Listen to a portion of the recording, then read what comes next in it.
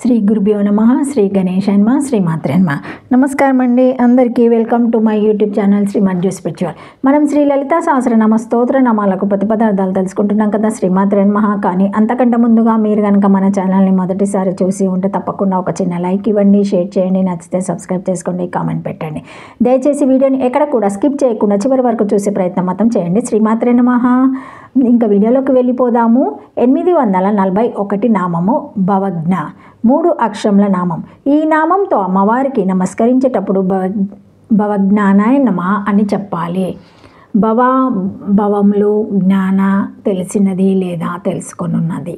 ఇతరుల మనసులలోని భావాలు తెలుసుకోవడం పెద్ద గొప్ప కాదు, కానీ ఎందుకు తెలుసుకుంటున్నాము అన్న దాని సమాధానాన్ని బట్టి మనకది ఫలాన్నిస్తుంది. ఒకడి మనసులోనివి గ్రహించేవాడికి ఒకరి ఉత్తరాలు చించి చదివేవాడికి ఏమి భేదం లేదు. మనకున్న అభిప్రాయాలు మనకు కవచకుండాలు లాంటివి. తీగ ద్వారా టెలిఫోన్ పనిచేసినట్లు మనకున్న అభిప్రాయాల ద్వారా మన మీద చేత బడులు పనిచేస్తాయి. వీళ్ళ మీదే కాదు, మనకు తెలుసుకొనక మనకెవ్వరూ అపకారం చేయలేరు అని గర్వపడే వారి మీద కూడా పని చేయవచ్చు. ఈ క్షుద్ర శక్తులకు మోసపోకూడదు, వాటిని తిట్టకూడదు కూడా. అసలు ఉన్నది ఒకటే దేవత. క్షుద్ర దృష్టితో పిలిస్తే వీడు క్షుద్రుడవుతాడు, లేకపోతే మహానుభావుడవుతాడు. భావము, అభిప్రాయము ఇవి 2 వేరు అర్థాలు కలిగినాయి. భావము మనకు ఎక్కువగా రైట్ అనిపించేది. అభిప్రాయము మన ఆవేశంతో కలిసి ఉండేది. మనకు సన్నిహితుని చూచినప్పటి స్థితిలో కలిగేది భావం. మనం చూచిన క్రొత్త వ్యక్తిపై కలిగేది అభిప్రాయం. ఎండబెట్టిన విత్తనాలు నానబెడితే అవి తిరిగి పూర్వం ఉండే వాటిలా రావచ్చు. అదే విషయం అభిప్రాయంలో జరిగితే అది భావన అవుతుంది. భావన భౌతిక ఫిజికల్ కక్ష మీద కన్నా శక్తి కక్షలో ఎక్కువగా పనిచేస్తుంది. శక్తి కక్ష మీద కన్నా మానసిక మెంటల్ కక్ష మీద ఇంకా బాగా పనిచేస్తుంది. మానసిక కక్ష మీద కన్నా సంకల్ప కక్ష క్రియేటివ్ విల్ మీద మరీ బాగా పనిచేస్తుంది. సంకల్ప కక్షలో వర్తించేది మోక్ష ధర్మం. కాబట్టి మోక్ష ధర్మాన్ని కలుగచేయడానికి భావన అవసరం. ఈ భావనను కలుగచేసేది కూడా అమ్మవారే. భావనలను తెలిసినది లేదా తెలుసుకొనున్నది 2 భావన చేత తెలియబడుతున్నది అని ఈ నామానికి అర్థాలు. శ్రీమాత్రే నమః.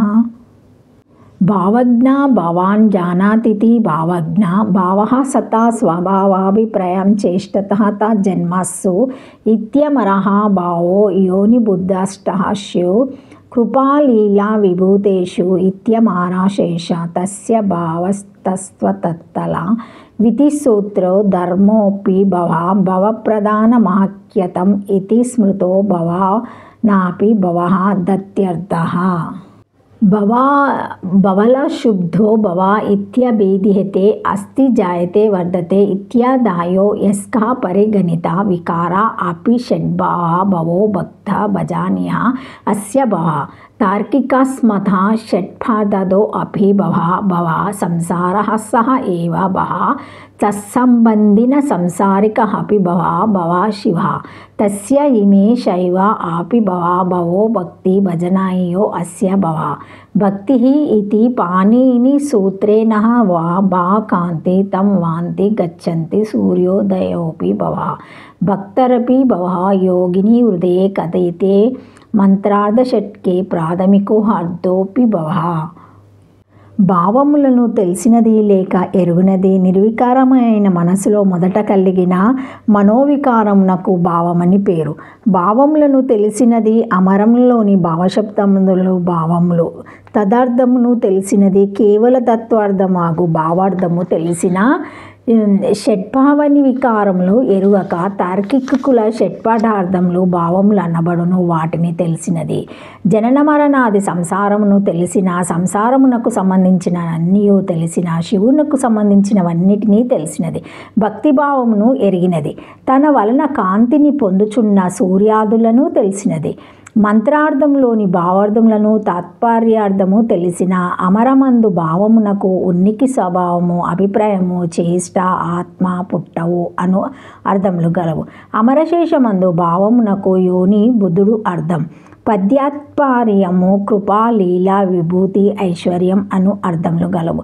సంస్కృత వ్యాకరణ సూత్రం నందు చెప్పబడిన త్వా, తల ప్రత్యయములు భావార్థమందు విధింపబడినవి. అక్కడ భావమనగా ధర్మము, అందుచే భావమునకు ధర్మమనియు అర్థమగును. కేవల దాత్యమునకు కూడా భావమని పేరు. యస్కుడు చెప్పిన ఆస్తి, జయతే ఇత్యాది వికారం లాంటి కూడా భావములని పేరు. తార్కికులు అంగీకరించిన షట్పటార్థములకు భావములని పేరు. సంసారమే భావమనబడును. జనన మరణాదులకు సంసారమని పేరు. ఇక్కడ కుటుంబం అని అర్థం కాదు. ఆ సంసారమునకు సంబంధించినవన్నయూ భావములే. భవుడనగా శివుడు, ఆ భవునకు సంబంధించినవన్నీ భావములే. భవమనగా భక్తి అనగా భగవంతుడు, సేవింపదగిన వాడు అను అభిప్రాయం బట్టి భక్తికి సంబంధించినది భావము. భావశబ్దముల కంటే అన్ ప్రత్యయము ఆదివృద్ధి చేయగా భవమన రూపము సిద్ధమగును. లేదా భావకాంతిని పొందుచున్న సూర్యాదులకు భావమని పేరు. లేదా యోగిని హృదయంలో చెప్పబడిన మంత్రార్థములు ఆరింటిలోనూ భావార్థం అన్నది ఒకటి కలదు. ఇక్కడి భావశబ్దముచే ఆ భావార్థమును గ్రహించి భావార్థమును తెలిసినది అను అర్థమును చెప్పుకొనవలెను.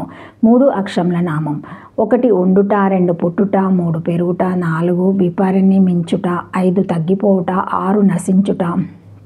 వికారాలు ద్రవ్య, గుణ, కర్మ, సామాన్య, విశేష, సమన్వయ, అభావాలు, పదార్థాలు 7. శ్రీమాత్రే నమః. 842 నామము: భవరోగాగ్ని. భవ సంసార ఏవ రోగా తం హంతి నాణ్యం పశ్యామి భేషజ్యం అంతరేణ వృషధ్వజం ఇతి రామాయణత్వాదినం భేషజం యద్యత్ ప్రతిపక్ష స్వభాత తత్వ సంసార రోగానం ప్రతిపక్ష వాషద ఇది శివపురాణే చ. శ్రీమాత్రే నమః. Thank you for watching my video. Please like, share, comment, subscribe to my channel. మరిన్ని వీడియోస్తో మళ్ళీ కలుస్తానండి. ఈ వీడియో కనుక మొదటిసారి ఎవరైనా చూసి ఉంటే తప్పకుండా ఒక చిన్న లైక్ ఇవ్వండి, షేర్ చేయండి, నచ్చితే సబ్స్క్రైబ్ చేసుకోండి. ఈ నామము లెందీగా ఉండడం వల్ల దీని కంటిన్యూషన్ నామము రేపటి వీడియోలో ఉంటుందండి, తప్పకుండా చూడగలరు. శ్రీమాత్రే నమః. ఓం నమః శివాయ. జై శ్రీ మహాకాళి. జై శ్రీ మహాకాల్.